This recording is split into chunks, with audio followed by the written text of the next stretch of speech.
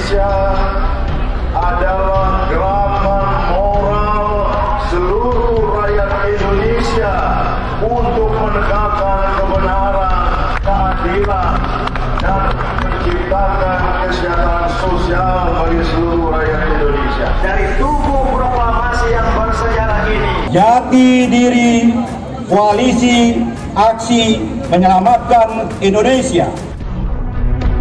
Deklarasi kami Jawa Barat.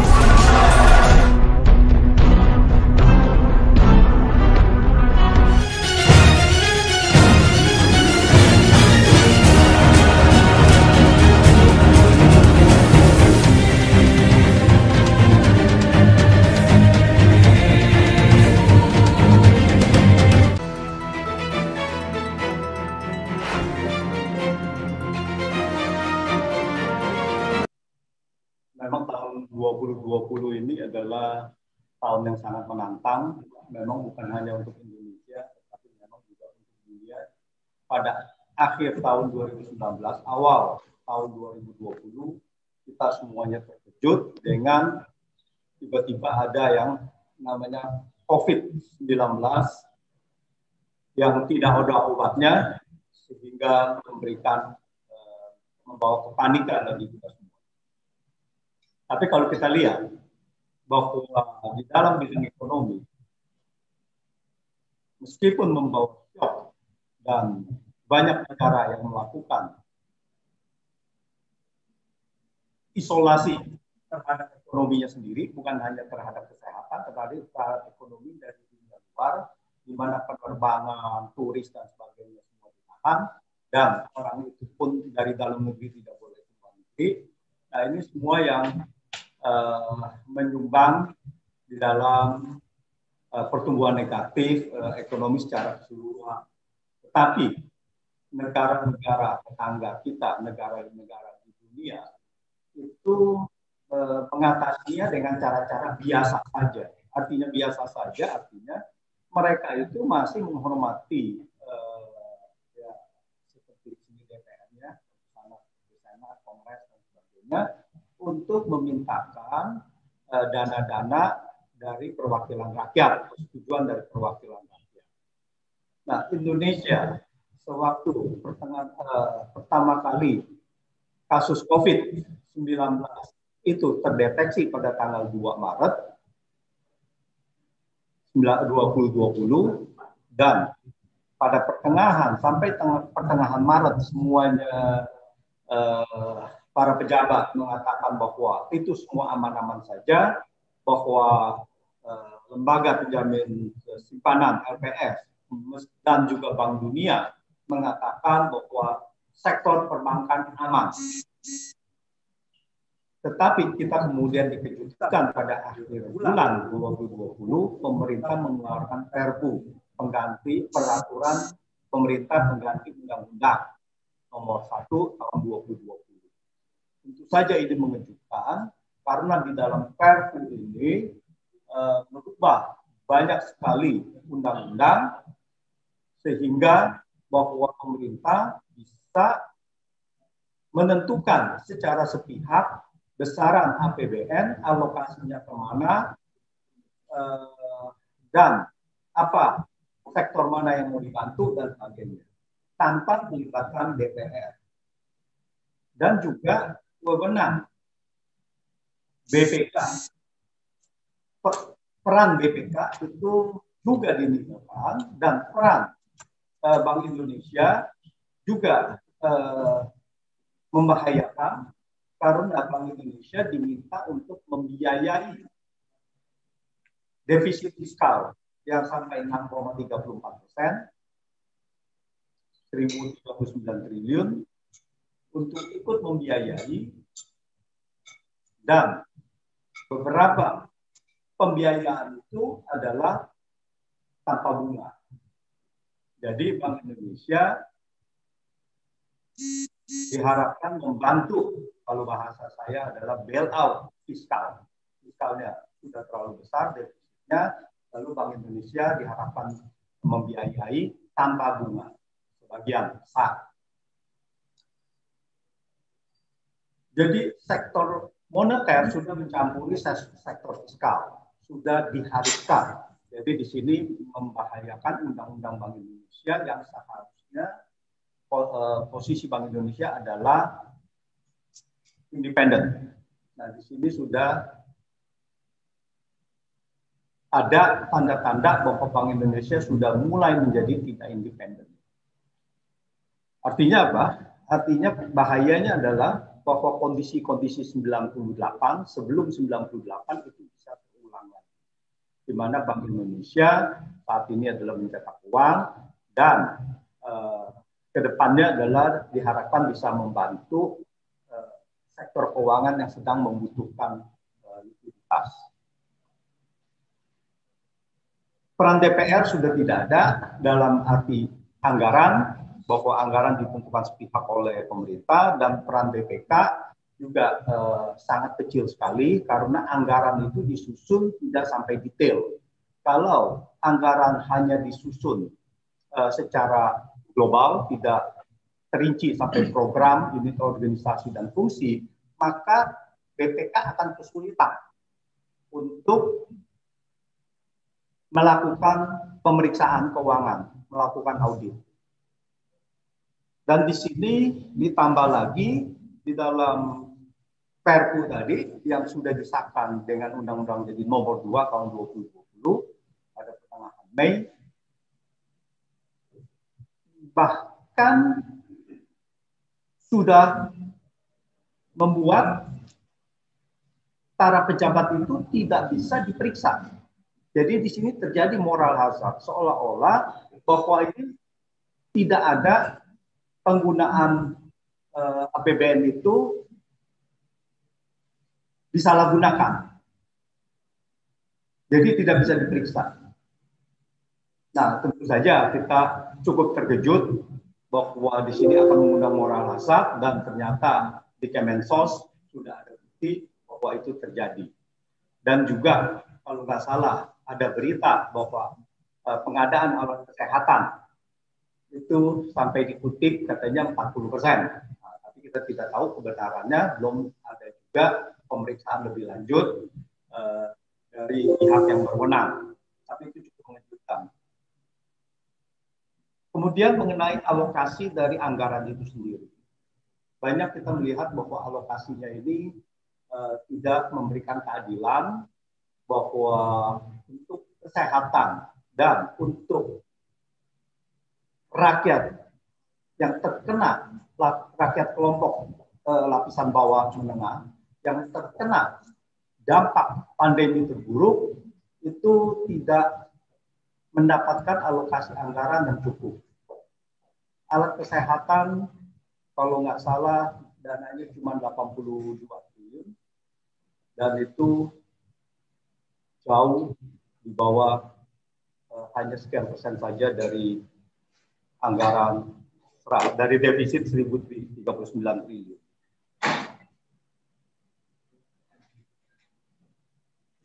Dan yang lebih parah adalah bahwa penanggulangan COVID itu sendiri. Jadi ada studi bahwa penanggulangan COVID ini sangat berkorelasi positif dengan ekonomi. Kalau penanggulangannya bagus, maka bahwa ekonomi bisa bertumbuh juga lebih baik. Tapi kita lihat penanggulangan ekonomi pandemi kita itu salah satu yang terburuk untuk di Asia, khususnya Asia Tenggara. Jumlah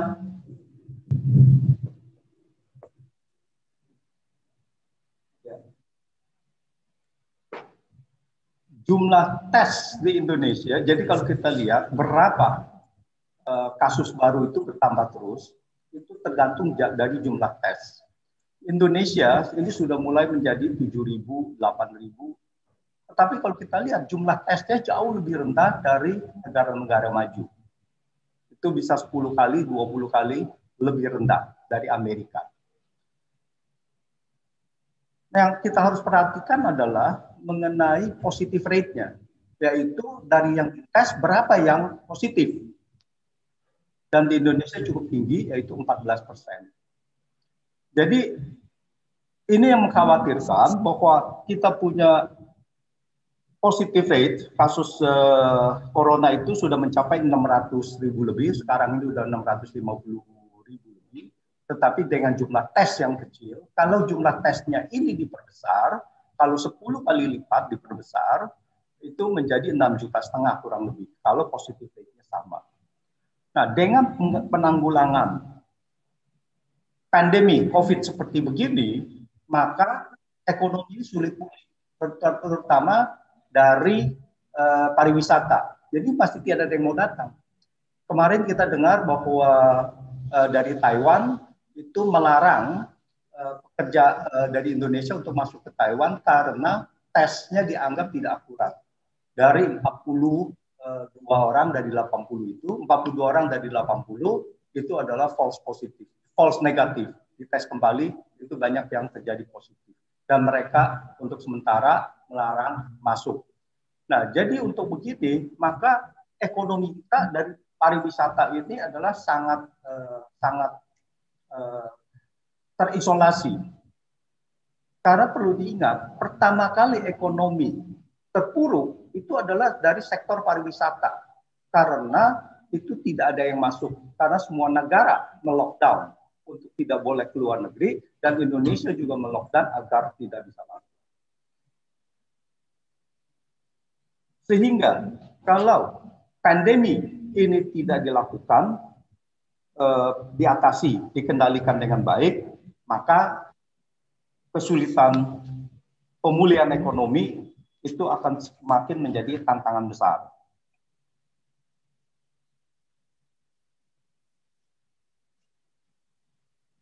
Jadi pertumbuhan ekonomi kita itu pada kuartal 2 5,23% dan kuartal ketiga 3,49%. Dianggap itu salah satu terbaik. Tetapi terbaik itu ya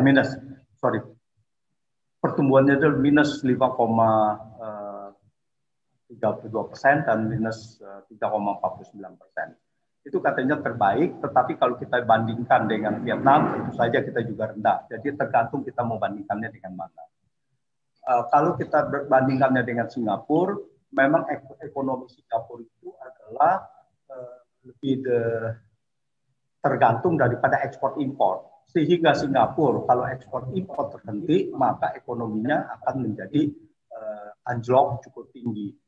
Tetapi mereka itu tidak masalah karena ekspor impor gitu kan, itu hanya statistik saja untuk perdagangan internasional. Tetapi untuk dalam negerinya mereka itu sangat terbantu karena kebijakan fiskal dari Singapura itu memberikan bantuan yang tidak bisa mendapatkan pendapatan sehari-hari, dan itu dibantu. Nah, masalahnya Indonesia adalah meskipun defisitnya pertumbuhannya minusnya lebih kecil, tapi rakyatnya lebih sengsara karena bantuannya dari pemerintah itu lebih sedikit. Nah, ini yang menjadi tidak bisa kita compare mengenai pertumbuhan itu bisa mencapai sampai ke rakyat yang memang harus benar-benar menerima bantuan itu. Jadi kalau kita lihat bahwa historis dari tahun 2020 ini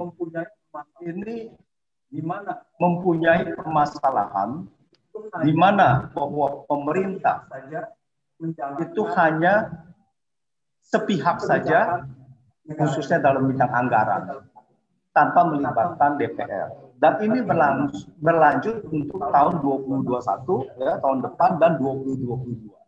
Jadi pemerintah mempunyai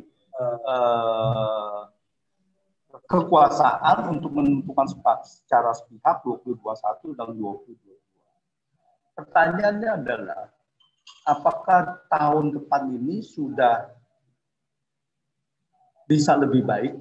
Dan kalau kita lihat adalah kebijakan-kebijakan ekonomi kita, khususnya fiskal dan moneter, ini saling bertentangan. Kebijakan moneter ini, kita masih menganut suku bunga tinggi. Suku bunga tinggi dalam arti seharusnya kita ini suku bunga itu sudah turun. Kalau di Malaysia itu suku bunga kredit itu sudah di bawah 4%. Kita masih sekitar 10%. Nah ini juga yang menghambat konsumsi masyarakat, yang membebani masyarakat, apalagi mereka yang mempunyai kredit motor dan sebagainya ya. Itu banyak sekali sektor-sektor informal itu mempunyai kredit cukup tinggi sekali. Yaitu khususnya kredit motor. Dan mereka yang terbebani. Jadi untuk tahun 2021 kita melihat sangat stagnan dan dengan kemungkinan cenderung melemah. Kenapa begitu? Beberapa butir. Dunia internasional itu menilai Indonesia sudah gagal dalam mengatasi pandemi COVID-19 yang masih terus meningkat. Ya, kemarin ini masih 7.000 lagi. Ya, kita masih belum melihat bahwa gelombang 1 aja masih naik terus. Gitu. Belum ada yang namanya menurun lalu gelombang kedua. Kita belum ada, belum sampai ke gelombang kedua. Jadi kalau kita lihat, kebijakan saat ini dinilainya sangat tidak memadai. Bahkan ada yang melihatnya bahwa ini memang kesengajaan untuk mencapai herd immunity. Ya, jadi dibiarkan untuk itu. Tentu saja ada pembatasan-pembatasan, tapi sangat rileks, sangat longgar, sehingga diharapkan ya bahwa ini herd immunity. Karena pemerintah tidak pernah tegas dalam memperlakukan pembatasan sosial. Ya. Mudik boleh, ya, pulang kampung dan sebagainya, lalu kemudian liburan panjang itu semua dibuka dan sebagainya. Jadi ini adalah kebijakan-kebijakan yang membuat dunia internasional juga menjadi bingung sebenarnya apa gitu, kebijakannya ini. Kerumunan masyarakat menjadi pandangan biasa saja kalau kita lihat terakhir-terakhir ini. Puncaknya ya pada pilkada 9 Desember yang lalu. Jadi kita lihat bahwa pilkada serentak itu sangat luar biasa seluruh Indonesia, dan kita lihat bahwa itu ada terjadi kerumunan-kerumunan yang sangat ini kita diperkirakan itu jumlah kasus akan meningkat tajam.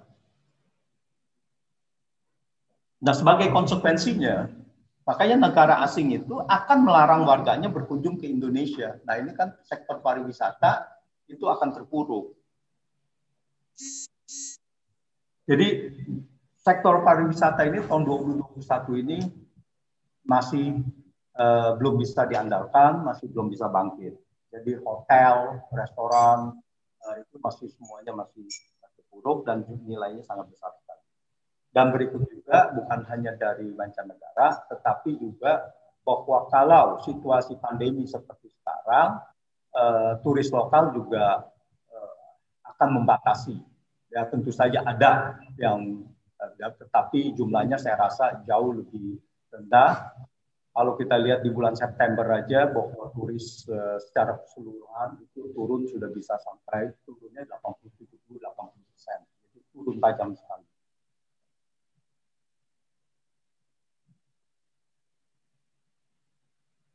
Terus yang kedua adalah mengenai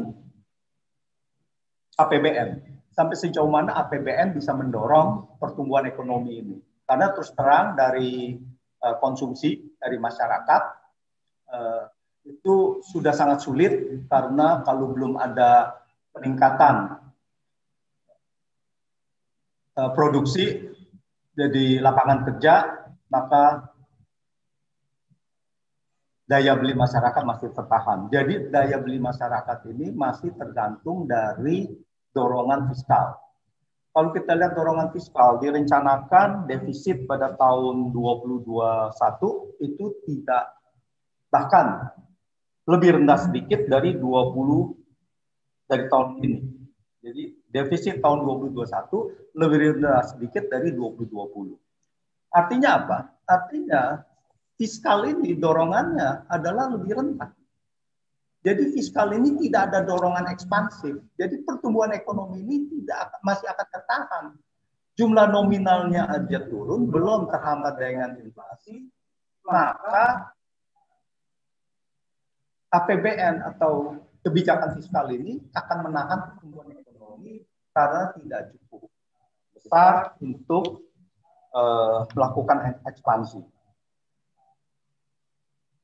Dan kalau kita lihat bahwa daya beli masyarakat sebelumnya itu terbantu oleh bantuan dari fiskal. Nah, kalau bantuan ini menipis, masyarakat juga otomatis akan turun lagi. Jadi ini akan mempengaruhi. Jadi fiskalnya adalah tidak ekspansif, tidak memberikan daya dorong untuk pertumbuhan, dan daya beli masyarakat belum cenderung pulih, bahkan cemah karena dorongan dari fiskal itu tidak ada. Dan yang ketiga adalah mengenai investasi. Jadi di mana bahwa konsumsi masih tertahan, konsumsi masyarakat tertahan, konsumsi dari pemerintah juga masih tertahan. Nah, sehingga melakukan ekspansi. Jadi dunia usaha masih belum bisa melakukan ekspansi. Nah, ini yang semuanya melihatnya bahwa konsumsi itu masih belum bisa meningkat. Pertanyaannya tadi dengan investasi, apakah sebetulnya Omnibus Law ini bisa membawa ekonomi kita menjadi lebih tinggi? Ini adalah sesuatu yang sangat salah. Omnibus Law itu adalah memberikan stimulus untuk produk Indonesia adalah produksi. Kita terjadi over capacity. Jadi kapasitas produksi kita itu lebih besar gitu. Jadi tidak mungkin ada perusahaan mau melakukan ekspansi. Dan juga sudah Bank Indonesia sudah mengatakan waktu lalu bahwa ini sektor perbankan tidak bisa menyalurkan. Padahal sudah diberikan likuiditas cukup besar dari Bank Indonesia dengan bunga 3,75%, tetapi tidak bisa disalurkan.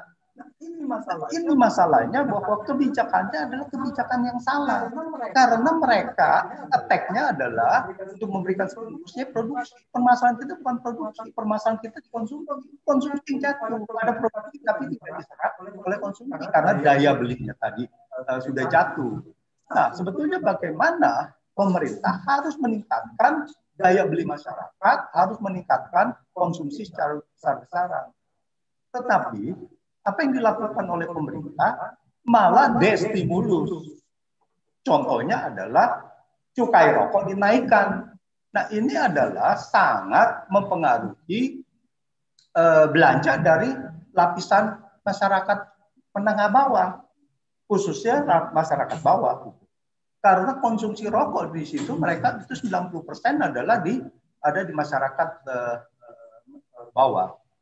Nah, ini adalah kebijakan destimulus, kenaikan harga yang tidak diperlukan, yang seharusnya diturunkan pada masa pandemi dan masa resesi, tetapi itu malah terbalik karena pemerintah hanya mementingkan bahwa itu harus mengisi APBN. Padahal APBN sudah difasilitasi dengan defisit.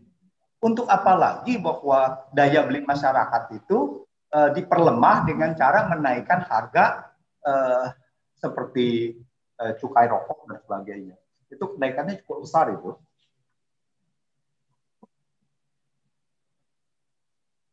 Terus mengenai kebijakan moneter. Nah, kebijakan moneter Bank Indonesia sudah mengumumkan tidak akan meneruskan burden sharing. Artinya apa? Artinya Bank Indonesia tidak akan membeli lagi surat berharga negara di pasar primer untuk public goods, yaitu untuk bansos dan sebagainya. Itu tidak akan lagi karena Bank Indonesia ternyata melihat bahwa neraca ini membahayakan neraca Bank Indonesia. Jadi sini ada bahayanya. Jadi Bank Indonesia mengeluarkan bank, ya, membeli di pasar primer, tidak ada bunga, tidak ada apa, sehingga neracanya itu sangat terbebani. Jadi Bank Indonesia sudah mengatakan untuk tidak meningkat. Implikasi dari Bank Indonesia kebijakannya itu adalah, dan itu yang sebetulnya adalah benar, masalahnya adalah bahwa beban bunga untuk fiskal dan pembiayaan untuk fiskal menjadi berat. Jadi 1.000 triliun ini pertanyaannya adalah siapa yang menyerap? Karena lokal sudah tidak ada, sudah kekurangan likuiditas. Seperti yang Bang Said dulu itu kan sudah kering gitu. Siapa yang mau menyerap itu? Yang mau membeli? Nah, jadi di sini tantangannya bahwa beban bunga, kalau kita lihat per September, per Oktober yang saat ini, tahun ini adalah beban bunga di dalam APBN itu ada 26%, 26,3%. Itu bunga saja, belum termasuk prinsipal. Karena prinsipal itu tidak pernah dibayar. Utang negara itu tidak pernah dibayar. Dan tidak ada di dalam APBN. Utang negara itu dibayar dengan utang lagi. Jadi utang negara itu tidak pernah turun. Karena utang dibayar dengan utang lagi dan tambah defisit. Jadi sangat berat sekali pembiayaan APBN dan fiskal akan terbebani, dan ini pasti 1.000 triliun ini pasti akan jauh lebih rendah yang dapat dialokasikan untuk masyarakat. Dan kedua adalah mengenai suku bunga Bank Indonesia, saya perkirakan bahwa itu masih belum bisa diturunkan suku bunga kredit. Dan Bank Indonesia sudah marah-marah kenapa suku bunga kredit itu belum turun. Gitu. Bayangkan kita punya kredit adalah total sekitar 6.000 triliun. Dan diskrepensi daripada suku bunga dengan yang idealnya itu adalah bisa 5%. Sekarang ini 10%, 10% lebih.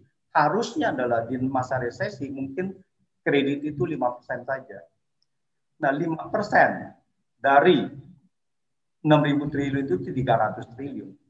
Dan itu 300 triliun itu dinikmati oleh hanya sekian bank saja yang besar.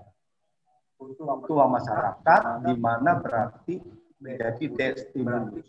Berarti tidak ada stimulus untuk masyarakat, dan kebijakan moneter begini berdampak akan negatif kepada kebijakan, berdampak kepada negatif kepada kebijakan fiskal. Jadi saling cross. Sehingga kebijakan fiskal tadi, dan yang terakhir adalah mengenai nilai tukar.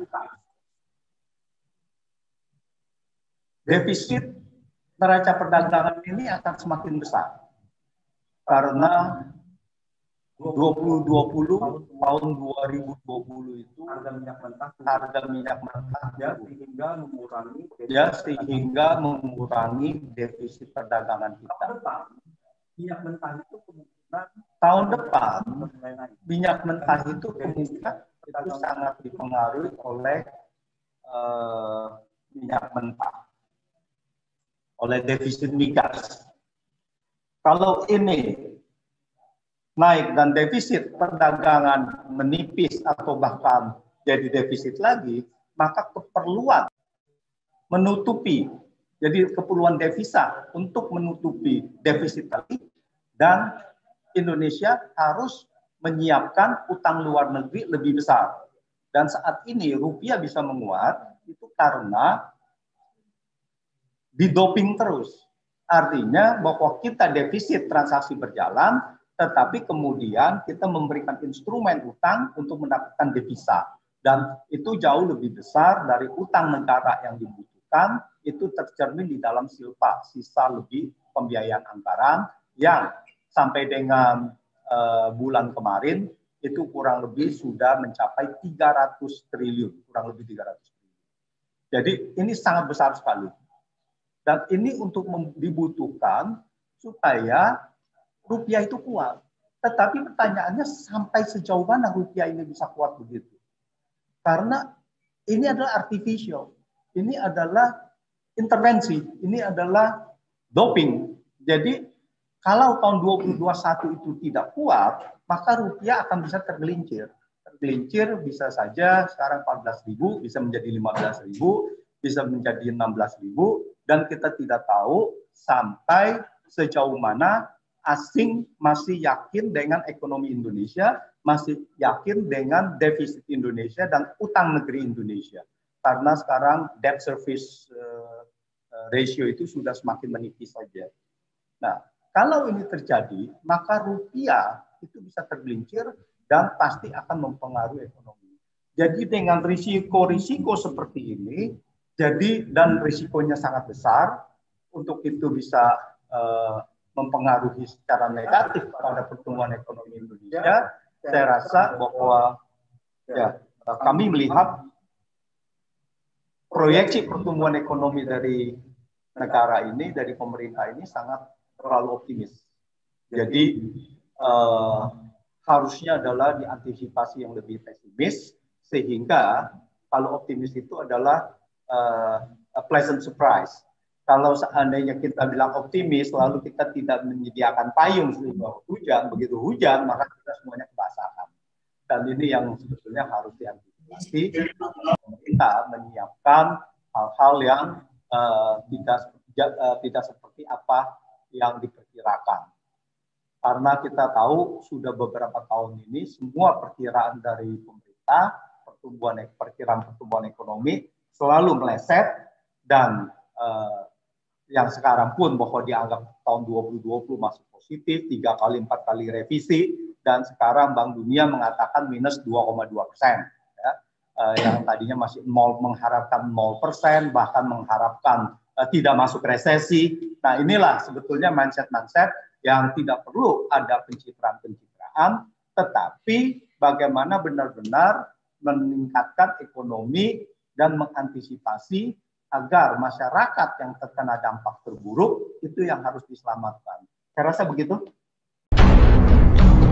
Kami Koalisi Aksi Menyelamatkan Indonesia adalah gerakan moral seluruh rakyat Indonesia untuk menegakkan kebenaran, keadilan, dan menciptakan kesejahteraan sosial bagi seluruh rakyat Indonesia. Dari tubuh proklamasi yang bersejarah ini, jati diri Koalisi Aksi Menyelamatkan Indonesia. Deklarasi kami Jawa Barat.